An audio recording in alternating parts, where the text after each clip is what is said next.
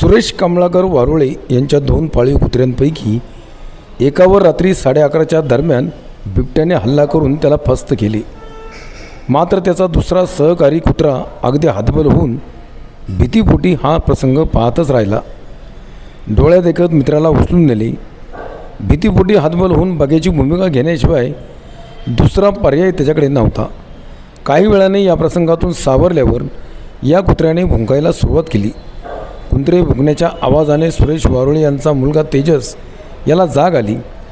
त्याने कुत्रा का भुंकत आहे या शंकेपोटी घरातील CCTV फुटेज तपासले असता हा धक्कादायक व्हिडिओ समोर आला आहे। या घटनेने बिबट मानव संघर्ष वाढत असल्याचे पुन्हा एकदा समोर आले आहे। वारुवाडी परिसरात बिबट्याची मोठी दहशत असून काही महिन्यांपूर्वी शेतात काम करणाऱ्या एका महिलेवर देखील बिबट्याने हल्ला केला होता व त्या महिलेच्या धाडसीपणामुळे ती या हल्ल्यातून वाचली होती।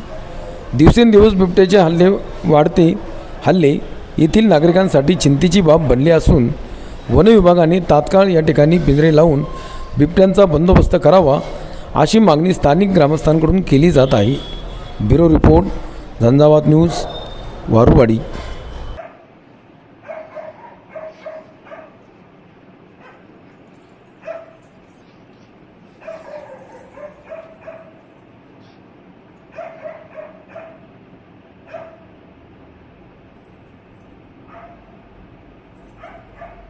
Aí,